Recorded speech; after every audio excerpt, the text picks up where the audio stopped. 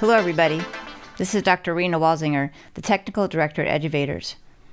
Well, there's been a lot going on in AI, especially with AI agents. So we're going to give you an example today from one that we really like. Okay, so we're going to look at Google AI Studio. There are different models. You can see on the right, these are always changing. One of them that's really interesting for us is the Learn model, homework help, guided learning, teaching a concept. Another one is you can make a story with images, which is Gemini 2.0 Flash Experimental. You can change the temperature, which if you hover over it tells you what it means. Creativity allowed in the responses. There's an output length.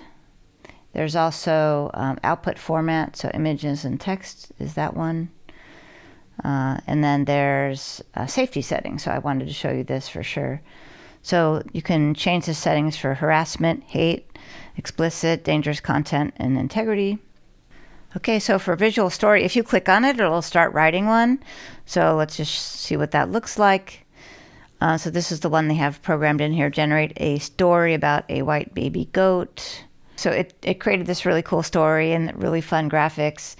So what happens, like in this one scene here, Barnaby, slightly startled by the flurry of feathers, continued his journey. He wandered past the pig pen where a large pink pig named Penelope was happily wallowing in the mud. And it created an image. So very fun story, very fun animations. And it did do a lot of scenes. It did 8 scenes. So if we did our own here, I'll keep the model. It's still Gemini 2.0. And I'll do a visual story. I'm going to copy what they had. For each scene, generate an image. So let's run that and see if it works. Norman's Great Escape. Oh, and there's Norman. Okay, it did like that style of prompt, I can see. So this is good.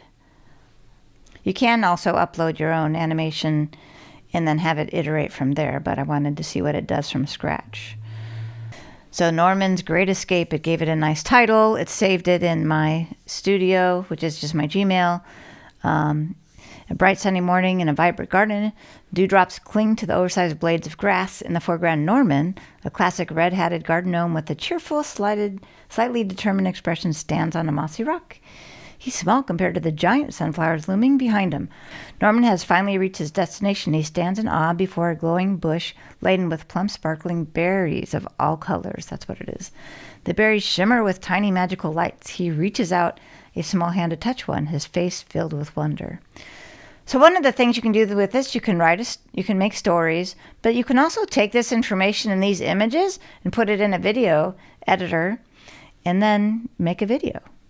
Okay, let's try a story about a superhero. I'm going to use the same prompt, generate a story about a female superhero named Rihanna going on an adventure. And let's run this and see what happens.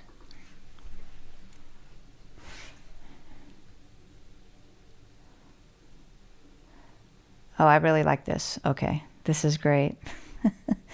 I think the 3D animation part of the prompt is, for what I had in my mind, was really important.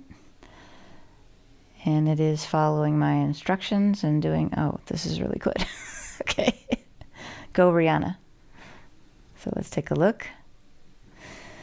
Here's a story about Rihanna and her super cool car, The Comet, in a 3D cartoon animation style with accompanying images for each scene. I love it. I love this image. It's very cool. It's kind of a little bit like Batman animated series and kind of the Batgirl costume. The car is different. In fact, the car here, it seems like it changed it a little bit. It almost looks like the Tron car with the light blue wheels.